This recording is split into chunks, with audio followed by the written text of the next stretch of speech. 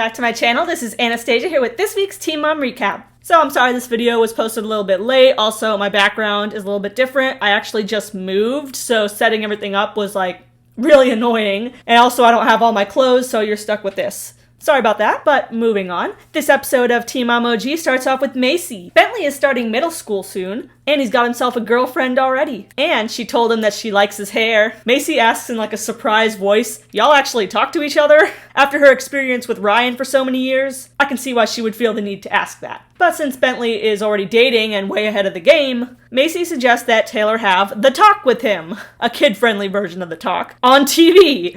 Maci says Bentley already knows what a penis and a vagina is, and she doesn't want the cycle of teen pregnancy to continue. But mainly for now, she wants Taylor to talk about how to treat women. After all, Bentley does spend at least a minimal amount of time around Ryan, so it's best to undo Ryan's influence, however minimal, as soon as possible. Catelynn Lowell joined some Facebook mom groups, I guess, who told her that commercial baby food is actually pretty much poison, so Kate's been making her own food for Veda for about 6 months now. She says it's very time-consuming and hard. So hard, in fact, that she should be getting paid for it, am I right? So she reaches out to a baby juice company on social media called Little Spoon. She DM'd them, and they actually responded. Orange Kate and her orange hairdresser discuss her and Tyler flying out to New York to meet with the company. Corey is coming back from the challenge and is coming to see Ryder. Cheyenne told Corey's producer to clue him in that Ryder had been sick so he wouldn't be blindsided when he got home. Like, hey, welcome back, Corey. Congrats, yay. Oh, by the way, bro, your daughter has been sick and in the hospital, not once, but twice. So, hey, how'd you do in the challenge? So Cheyenne doesn't know how Corey's gonna react. She wishes that they had discussed beforehand what to do in this situation if it happened while he was gone, but his whole family and Taylor agreed with her not to tell him. She really does not want him to fight her over this because she's already been through enough stress. Even after Dimitri passed the lie detector test, that he couldn't really understand, Amber still feels herself pushing away from him. I mean, it's Amber. I'm sure she can't feel like she really loves him until she starts beating him. She's probably also wondering why he hasn't started fighting with her yet. I mean, talk about boring, am I right? That's Amber's logic. And while she's talking about this, just a side note, her producer David is just like watching from behind a wall. Kind of creepy, but okay, dude, get your scoop. Maybe Amber just wanted the couch all to herself. David asks if Dimitri knows about Amber's wide array of disorders. She says that on one romantic night, they sat together, I went to a website and translated what bipolar was to him, and PTSD, and anxiety, and BPD, and he said, now I understand more. But see, that must certainly be false, because if your girl said, hey babe, let's talk about my mental illnesses tonight, and then literally pulls up almost every single disorder in the DSM-5 that you didn't even know about beforehand, that man would leave the bed so fast he'd get whiplash. And after that, Amber told him, sometimes you gotta be gentle with me, Dimitri. Because Amber has a rich history of being gentle with her partners, she should just receive the same treatment back. Mackenzie is getting very worried about her son, Gannon. Her daughter, Jaxie, talks often about Angie, but Gannon has been found crying alone and then wiping his tears so nobody sees him. He also left early from a sleepover recently because he felt so weird. Mackenzie wants him to know that he can talk to her and Josh. Mostly her. Because if you talk to Josh about anything involving emotions, I'm pretty sure a blue screen error just pops up across his face and he shuts down. Which unfortunately is probably where poor Gannon is learning the behavior from. Catelynn and Tyler are in New York for the meeting, but only Kate is actually going to it. She will be presenting her ideas to the group, which is something she probably hasn't done since PowerPoints in high school. She's very intimidated by it, but Tyler is just going on and blabbing and blabbing and blabbing about the meeting. You know, maybe he should be the one to go, not Catelynn. Bentley broke up with his girlfriend because she was talking shit about him. No lie, that was the actual reason. Ryan's response is this. Why is he so emotional about it? I feel like he's gonna be one of those guys that boo-hoo cries and chicks are gonna break up with him on purpose for a funny show. So Ryan essentially just called his 11-year-old son a simp. That's real nice. Maci and Taylor better hurry up with that talk. And the very first thing that they should say in that talk is, please disregard anything that your stupid-ass biological father says. So while they're playing ping pong, Taylor does talk to Bentley. He says he knows that his girlfriends aren't really serious right now, but they will be when he gets older. He says treat them with respect and make sure you get that same respect back. He says you can talk to me or Maci if you have anything you want to talk about. He actually did a really great job without it being awkward. He didn't really go into detail. He just said treat girls well. Dimitri comes with Amber to the psychiatrist, but he stays in the waiting room because, let's face it, he probably wouldn't be of much use in there. Amber tells the psychiatrist she's afraid she's going to put her past issues on him. I'm scared I'm going to be hurt. By put your past issues on him, do you mean in the form of a machete, and by put you mean hack away at? Dimitri should be scared here, not Amber. Later, Dimitri says, I'll never hurt if you hurt. She should frame that quote on her wall. Ryder can't leave the house to prevent her from getting sick. Cheyenne and Ryder were apparently up on this quarantine before any of us.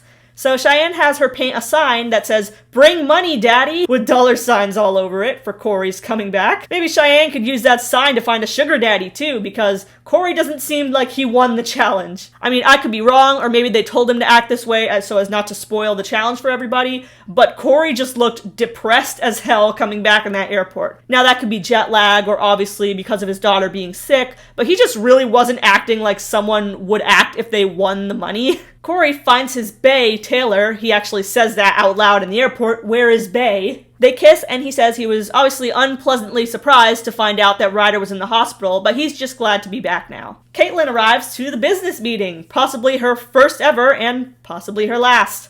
The Little Spoon people say that people submit parenting questions to them all the time, and they ask Catelynn what questions she's qualified to answer for them.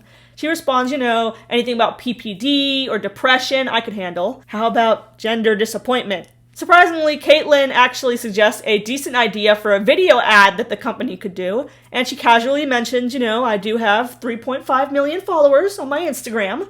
I could give you guys a little publicity. Somewhere, somehow, Corey Wharton actually detected that, and he's crying that he's not the most followed member of this show by far. Mackenzie confronts Gannon. She says, you don't talk about mommy too much. Why is that? I heard you crying in the back porch. He says, that wasn't me. That was somebody else. She says, it's not embarrassing to have feelings. He says, yes, it is. Josh chuckles because Josh probably said that exact same thing when he was 8 years old, which is why he is the way he is now. Gannon says, when I go to someone's house, I feel like something bad's gonna happen. I don't know. I'm just thirsty.